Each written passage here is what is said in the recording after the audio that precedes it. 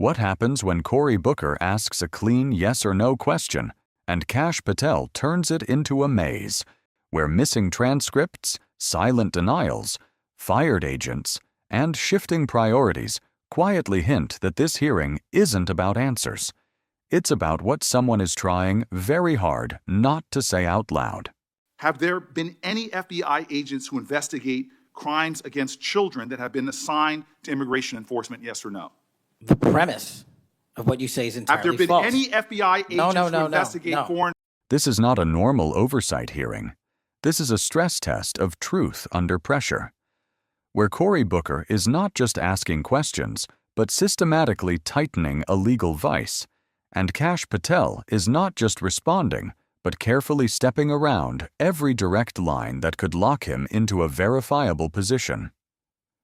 The exchange begins with something deceptively simple, a yes or no question about discussions with the White House regarding FBI personnel decisions, the kind of question that in any ordinary setting would take less than 3 seconds to answer. Yet instead of clarity, what follows is a layered response that reframes, dilutes, and redirects. And right there, before the hearing even finds its rhythm, you can already feel the pattern forming. Because when a direct question is met with an indirect answer, the issue is no longer the topic itself. It is the reason the answer cannot be given plainly. So the real question becomes unavoidable. What exactly is being protected in that gap between what was asked and what was actually said? Booker doesn't let it go. He shifts the focus, tightens the scope, and brings up grand jury testimony tied to the Mar-a-Lago classified documents case, again framing it as a binary, "Did you say?" Under oath that the documents were declassified, yes or no? A question grounded not in speculation, but in record, procedure, and law. But instead of confirmation or denial, Patel pivots into something else entirely, referencing transcripts that are not publicly available, leaning on procedural language, pointing toward documents that cannot be immediately verified by the public or even the committee in that moment. This is where the hearing changes tone, because now it is no longer about memory or interpretation. It is about accessibility of truth. And when someone insists that the answer exists but cannot be directly stated, the answer itself becomes secondary to the act of withholding. And Booker sees it. He calls it out in real time, pressing again, stripping away the framing, returning the question to its simplest form, forcing the moment back into a yes or no structure that cannot easily be escaped without consequence. But the pattern repeats, not louder, not more aggressive, but more precise, because Patel doesn't explode. He doesn't refuse outright. Instead, he maintains control through ambiguity, staying just within the boundaries of what is defensible while never stepping into territory that can be pinned down. That strategy works in isolation, but under sustained pressure, it creates a different effect. Because each avoided answer doesn't disappear, it stacks. And as those moments accumulate, they begin to form a narrative of their own. A narrative where the absence of clarity is no longer incidental. It is consistent, and consistency in evasion raises a far more serious concern than any single controversial statement ever could. So by the time the hearing moves beyond those first exchanges, the atmosphere has already shifted, because this is no longer a discussion about specific decisions or isolated statements. It is a confrontation over credibility itself. And that is where the stakes quietly escalate. Because in a room built on oversight, where every word is recorded and every answer has weight, refusing to answer directly is not a neutral act. It is a signal, intentional or not, that there are limits to what can be said under oath in public view. The question then is no longer just about what Patel knows or did. It becomes about what the system allows to remain unclear, and whether that ambiguity is a byproduct of procedure or a shield for something far more consequential. And just when it seems like the hearing might stay confined to technicalities and carefully worded exchanges, Cory Booker shifts the battlefield entirely, moving from what was said to what was done, from testimony to consequences, from abstraction to real people whose careers were suddenly cut short. Because now this is no longer about transcripts or legal phrasing, it is about names, timelines, and decisions that leave a visible mark, and Booker brings forward one that cannot be brushed aside so easily, the case of Brian Driscoll, a veteran FBI official with more than 2 decades of service, a Medal of Valor recipient, someone whose record is not built on politics, but on performance. And yet, according to the claims presented during the hearing, Driscoll was terminated abruptly, not phased out, not reassigned, but removed, with justification tied to Article 2 of the Constitution, a justification that raises immediate questions because Donald Trump is the one vested with that authority, not the director of the FBI. So the question becomes painfully specific. Under what authority does that decision actually stand? And more importantly, who influenced it?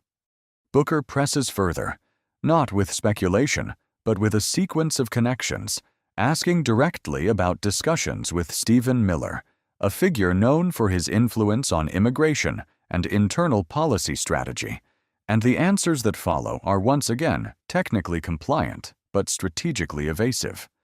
Not that I recall becomes the shield, a phrase that avoids contradiction while offering no real clarity, and when pressed on frequency of communication, the admission comes. Frequent discussions, but only within the context of Homeland Security task forces, a narrowing of scope that attempts to contain the implication without fully denying the relationship. But here is where the logic tightens. Because if those conversations are frequent, and if those conversations extend beyond narrow operational topics, then the boundary between coordination and influence becomes increasingly difficult to define. And Booker doesn't need Patel to admit it directly, because the structure of the answers already suggests the overlap, carefully limited language that reveals just enough to confirm contact, but not enough to define its impact. Then the hearing escalates again, this time not through individuals but through numbers, and numbers carry a different kind of weight because they are harder to reinterpret, harder to soften, and Booker introduces a figure that immediately reframes the scale of what is happening. Approximately 20% of FBI agents reassigned from their original duties. That is not a minor adjustment. That is not routine restructuring. That is a systemic shift, one that affects not just internal organization, but operational capacity, and Booker begins to connect the dots, pointing out that agents who once worked on counterterrorism, human trafficking, and public corruption are now being redirected toward immigration enforcement support.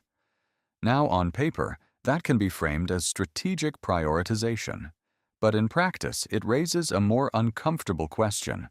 What happens to the threats those agents were originally assigned to monitor when their attention is pulled elsewhere? And again, Booker simplifies it, reducing it to a yes or no structure that forces the issue into the open. Have agents who investigate crimes against children been reassigned? Have agents working on foreign threats been redirected? Have specialized units been diluted to support broader enforcement goals? But instead of confirmation, the response returns to the same pattern: challenge the premise, question the framing, avoid the binary, and in doing so, shift the focus away from the substance of the question. At this point, the repetition itself becomes evidence, because each refusal to engage directly reinforces the perception that the answers, if stated plainly, would carry consequences that cannot be controlled once spoken. And that is where the hearing crosses into something far more serious than disagreement, because it is no longer just about policy differences or strategic choices. It is about whether critical capabilities are being weakened in ways that are not being fully acknowledged in public. Because when agents trained to track human trafficking networks are reassigned, those networks do not pause. When counterintelligence resources are reduced, foreign actors do not wait. And when institutional knowledge is pushed out, it cannot be replaced overnight. It takes years, sometimes decades, to rebuild what was lost in a matter of months. So the tension in that room is no longer just between two individuals. It is between two competing realities, one where these changes are necessary adjustments to evolving threats, and another where they represent a dangerous erosion of expertise, capacity, and independence. And the most unsettling part is not that one side might be right and the other wrong. It is that the answers needed to resolve that question are the very ones that continue to be avoided. And then, just as the hearing reaches a point where policy, personnel, and procedure are already colliding, Cory Booker pushes it one level deeper, away from what can be measured and into what cannot be easily quantified: trust. Because at its core, this is no longer about what the FBI is doing. It is about whether the public can still believe in why it is doing it. Because when a leader of a federal agency consistently avoids direct answers under oath, the issue is not just the content of those answers. It is the precedent it sets, the signal it sends to everyone watching, inside the Bureau and outside of it, about how accountability is handled when the stakes are high. And this is where the hearing becomes something far more dangerous than a political clash. It becomes a test of institutional integrity, because institutions like the FBI do not rely on force alone. They rely on credibility, and credibility is not built on what is said in press releases. It is built on what can withstand scrutiny in rooms like this. So when Booker begins to connect the dots out loud, referencing the cumulative impact of these decisions, the firings, the reassignment of agents, the refusal to answer direct questions, the tension in the room shifts from confrontation to indictment, not legal, but moral and structural. He lays it out with precision, not as a single accusation, but as a pattern where experienced agents with decades of service are removed or pushed aside, where institutional knowledge is not gradually transitioned but abruptly disrupted, where hiring standards are allegedly lowered to fill gaps created by those very removals. And then comes the timeline, the number that doesn't just sound alarming, it sounds irreversible: 14 years. The estimated time it would take to rebuild the workforce lost through these changes. 14 years to restore experience that once existed in place. 14 years where the system operates without the depth it previously relied on. That number hangs in the air because it reframes everything that came before it. This is no longer about short-term decisions or temporary adjustments. This is about a generational shift in how the agency functions and whether it can recover from it before vulnerabilities begin to surface. And Booker doesn't stop there. He pivots to consequence, not abstract consequence, but real-world impact. Because when you remove agents from units that track foreign influence, you are not just moving personnel, you're creating blind spots. When you dismantle task forces focused on public corruption, you're not just reorganizing priorities, you're reducing oversight where it matters most. And in that moment, the question is no longer framed as internal management. It is framed as national risk. Because if those gaps are real, then the people who benefit are not the public. They are the ones who operate in those shadows: corrupt officials, criminal networks, foreign adversaries. Booker even names one, Vladimir Putin, not as a rhetorical flourish, but as a reminder that global actors exploit weaknesses, not intentions, and if institutional strength is compromised, intentionally or not, the consequences do not stay contained within domestic politics. And yet, through all of this, Kash Patel maintains the same posture: controlled, measured, pushing back. Not with emotional rebuttal, but with structural deflection, challenging premises, reframing assertions, and avoiding any statement that could be pinned down as definitive. It is a strategy that protects him in the moment, but over time, it creates something else, because when every answer becomes conditional, every clarification becomes procedural, and every direct question is met with resistance. The audience begins to shift its focus away from what is being defended to why it needs to be defended in that way. And that is the turning point, because at this stage, the hearing is no longer about extracting information. It is about interpreting behavior, reading between the lines, identifying patterns that are not explicitly stated but repeatedly demonstrated. Because sometimes the most revealing part of testimony is not the words that are spoken, it is the consistency of what is avoided, the topics that never receive a direct answer, the questions that seem to trigger the same carefully constructed detour every single time. So the real question begins to take shape, not in the form of a single accusation, but as a broader challenge to the system itself. If clarity cannot be achieved in a setting designed specifically to demand it, then where exactly does that clarity exist, and who, if anyone, has access to it? And that is where the hearing stops being about a single exchange and starts looking like something much harder to dismiss, because what unfolded between Cory Booker and Kash Patel is not just disagreement. It is a collision between two versions of accountability, one that demands clarity in plain language and one that survives inside technical boundaries where answers exist but never fully land. Because by the time Booker delivers his final remarks, this is no longer framed as a misunderstanding or a difference in interpretation. It is framed as failure, not in tone, not in personality, but in leadership, in the ability to provide direct answers, to maintain institutional strength, and to reassure the public that the system is still operating on law rather than loyalty. He says it plainly, that he believes the country is less safe, more vulnerable, not because of one decision, but because of a series of them. Decisions that, when stacked together, begin to look less like strategy and more like erosion. Erosion of experience, erosion of focus, erosion of trust. And this is where the moral weight of the moment fully surfaces, because this is no longer about internal policy debates. It is about the people who depend on the outcomes of those policies, families who rely on counterterrorism efforts that cannot afford gaps, victims whose cases depend on agents who are no longer assigned to them, communities that assume the system protecting them is still intact. Because when agents who track human trafficking are reassigned, those victims do not get reassigned.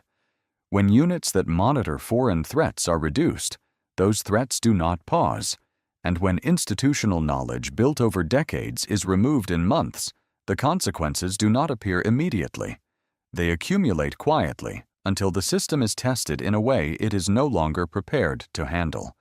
And Booker makes that leap explicit, not as speculation but as warning, that these changes, if left unaddressed, could lead to a failure event, something large enough that it forces the question after the fact. Not what happened, but why the warning signs were ignored when they were still visible. He even goes further, suggesting that this may not last, that leadership built on alignment rather than independence rarely holds, invoking the pattern of Donald Trump distancing himself from allies when they are no longer useful, implying that the very loyalty being suggested as a standard may ultimately be the reason that position becomes unstable. And Patel responds, not by conceding, not by clarifying, but by rejecting the entire framing, calling it false information, pushing back against the tone rather than the substance, shifting the focus away from the details and toward the broader accusation of division. It is a final move that mirrors everything that came before it: challenge the premise, avoid the trap, refuse to validate the structure of the question, and in doing so, maintain control over what is and is not acknowledged in that room. But by then, something has already changed, because the hearing has left behind more than statements. It has left behind a pattern, and patterns are harder to dismiss than isolated moments. Because what viewers are left with is not a clear answer to any single question, but a series of unresolved ones, questions about testimony, about personnel decisions, about shifting priorities, about transparency, and most importantly, about whether the systems designed to hold power accountable are still capable of doing so when the answers stop coming. And that is the part that lingers, not the volume of the exchange, not the personalities involved, but the silence that filled the space where a yes or no should have been, repeated often enough that it begins to feel less like hesitation and more like strategy. So here is the question that remains, not just for that room, but for anyone watching. If clarity can be avoided in a setting built to demand it, then what does accountability actually look like when it matters most? And who decides when the public gets a direct answer versus when it gets procedure instead? And if you want more breakdowns like this, where we don't just replay the hearing but expose the logic underneath it, make sure you like the video, drop your thoughts in the comments, share this with someone who needs to see it, and subscribe to stay ahead of what these moments are really telling you.